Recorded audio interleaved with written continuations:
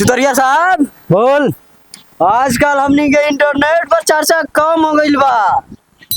अगर ये चली नु तो हमनी के प्रोड्यूसर के झाट रोजे के पड़ी सेट पर। अरे हमारा के देख के तू हल्का में लेता रही झुरवा में अभी ना दम बा। जे एगो डायलॉग मार दी नु तो सिटी बाजी हवल के गेट पर। का समझाता रही तू? उस्ताद हाँ मंदिर आ रहा। ये काम तो बन गई है। ले चल आज प्लेटफार्म के पेट पर। उस्ताद हाँ कौन कलर के मौसम चला था? जाके अपना बहन से पूछ कौन कलर का मौसम चल। एकरा का उठाओ ले चल बालू के रेत पर। हम साइन करम एकरा ब्लाइंड चेक पर। उठा जल्दी। चलिए सर।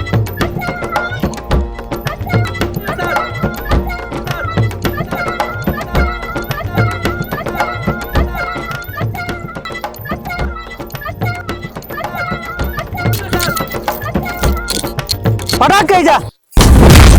जानी मान मेरे चुंगले से कोई नहीं बचा सकता तुझे। कोई नहीं बचा सकता।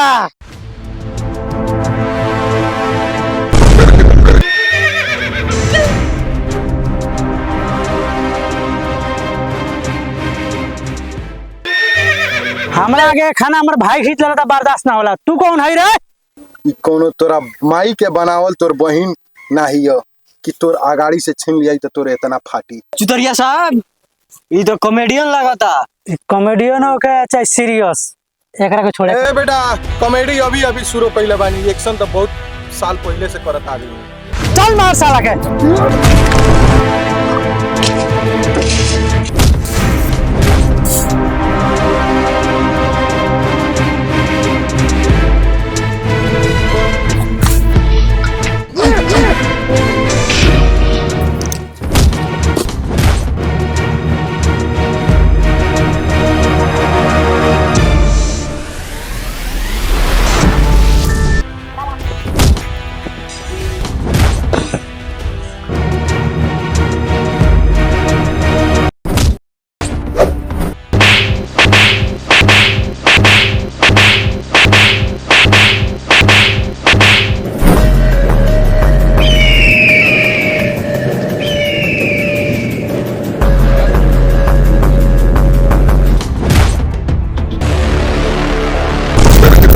है तोर बहन चोरे सबका सब टगले तो हम ही बात नहीं खेले।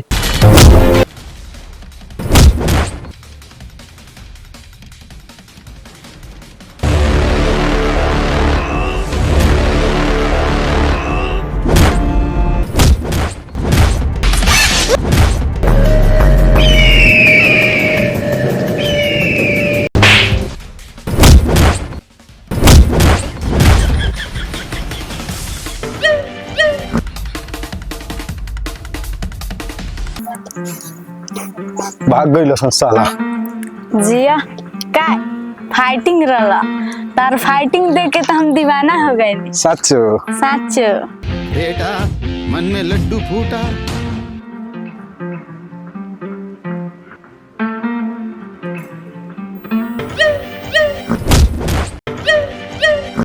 तीस साला कुत्ता के मारे ये गांव में एगो भैंस बकरी सुरक्षित रही। हाँ तो अभी भैंसे बकरी पर बानू। अब ना भी आवा करब तो अब तो हरा पर पड़े तू सुरक्षित ना रहब। जा ये साले तू कौन है? का भाई ए बबुआ ई साले इतना कुकरम काम करता नु जे गांव घर में हमर घुमल मुश्किल हो गइल बा। एकरा चलते एगो भैंस बकरी सुरक्षित रहत ऐसे हो हैं? ए चाचा हम अपनो पाई लेके आइल बानी। ए साला मत ये हमरा टोला ओरी। ए टोलवा आएम नु तो तार पाड़ा के लगल गइल का पाड़वा खर्चवा बच जाई। मेहनतो ना करे के पड़ी।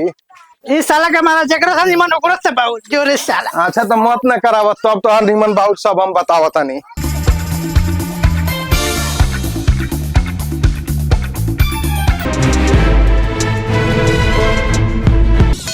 भैया हो डाकू आ गइल सन। अब का कर जाओ?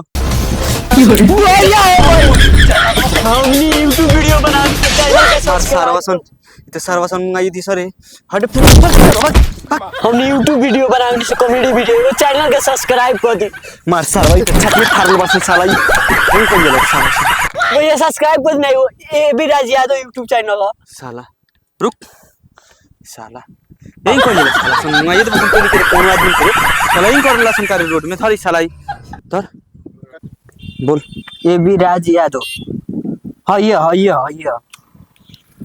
हाँ भैया सब्सक्राइब कर दी धर बेल आइकन दबा दी भैया बेल आइकन दबा दी इन्हें कहाँ जाता नहीं भैया लड़का देखिए एगो केकरा करे ए पासन दास कहाँ पासना जाके ओकरा के तो हमनी के कॉमेडी में काम करला ग्रुप के आदमी हो कम कर ला हां बहुत कॉमेडियन हो चल ना उनकर घरवा बतला दी हां जोरे मोटरसाइकिल लेके आ रुक हम लेके रुकी चल लेके आओ ता चल बतला दी चल बैठ चल भैया चल लो पहले हम बताया था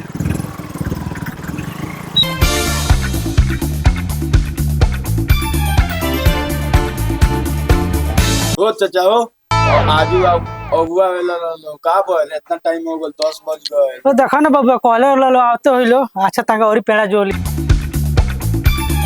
बबुआ का कहतल बन तैयारी होके तैयारी होते अच्छा देखो बस ये करवा हां ये करवा नमस्कार मेहमान जी बहुत लेट हो गले का बात बा महाराज का करे मुड़ी से लाखी तो छिटाइल वर्सन यूट्यूब पर रास्ता में उहे बेटा है तारा चली समय पागल हमरा दुबार के शोभा बढ़ गया बहुत बात कोनो बात नहीं तो और सब ठीक ठाक बानी महाराज हां ठीक है ठाक बा अच्छा तो सारा बात छोड़ो जा जूता जाल पान को लिया ए महाराज जी ए जाना हमरा कहे के मतलब जे चाय पानी को लिया ओकरा बात बउआ के बुला के देखतक ना पहले बउआ के बुलाई ओकरा बाद में देखो के ओकरा दिन दिन भर तो बहलेवा चाय पानी करे के ठीक है बता बबुआ जाना देखो ना बबुआ तैयार भेल कि ना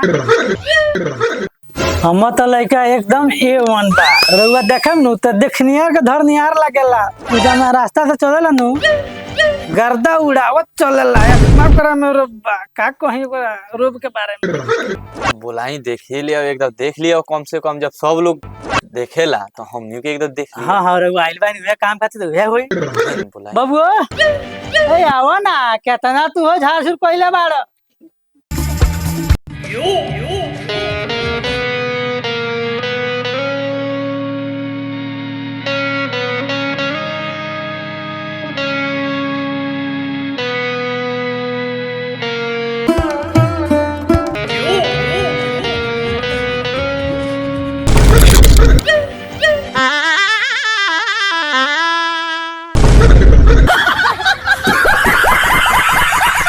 सही बात कहत रहनी जहाँ जात हुई बउआ नु तहाँ धरनी देखनिहार के धरनिहार लगी थी हबड़ाइले में बउआ कपड़ा का पहन के चली लो हाँ गलत मत समझी हमरा जंग में खाज बा वही से हम जींस ना लगौनी जींस लगवा तो खजुआओं में दिक्कत होगी वही से अंडरवियर पर चलैनी है बाकी अपने गलत ना समझी हमरा जंग में खाज बा सामान में ना बहन के तकलीफ ना होखे काहे कि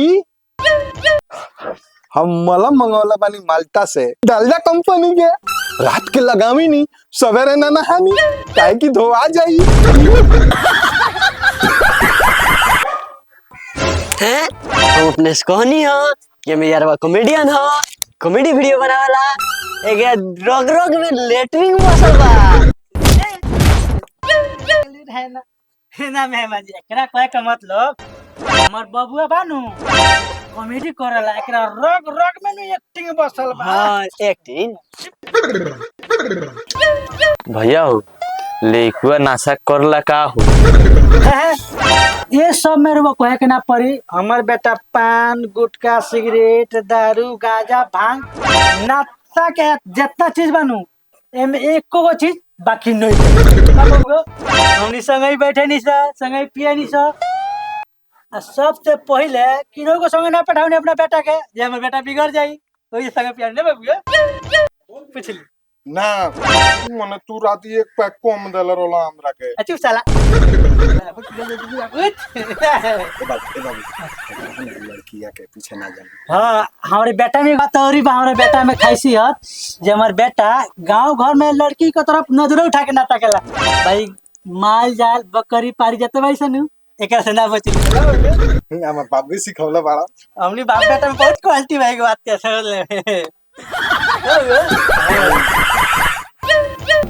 भैया हो चला इस के घर ना हे महाराज ना ना हे सुनी ना मार ना ना ना एक बार संगत जावे के त एक बार नाम पता ओकर सब चीज जान ए जान मेहमान रउआ इतना दूर आ गई नी तो कम से कम हमरा बेटा के तेजी रउआ देखी आ देख के तो कोनो बात के डिसाइड करके जाई गलती हुई तो बोली नाम हम पूछ ली पूछ ली महाराज ठीक बा इतना कहतलो त नाम बतलाई बुआ हमार नाम है पासना दास, बाबू के नाम है राखना दास, हमरा बाबा के नाम हो गाथना दास। भैया हो इस सरवन सनी घर में शादी दिन चलो है भाग भाग भाग भाग मोटरसाइकिल बाबू चल गइल सर होगा ना। एक साल हम कथी रखी रे साला तो एगो मेहमान ले सके ऐसे तो कोगो मेहमान ले सके तो तोरा समझ लिया सर पासना दास, अगर जाई ना भइलू तो काट दे हम तोहरा के आज। साले तू अभी बुढ़वे के चलते होता सब बतावल जरूरी नहीं साले तो हनी कॉमेडी करता नहीं कथी मतलब संगे बैठा के पियावल सब बतावल जरूरी नहीं बुढ़वा हमर बियाह ना करे। तू रड़वे रहब बैक साला ऐसो के सीजन में माथे माउर ना चढ़ी जा साले तू रड़वे रहब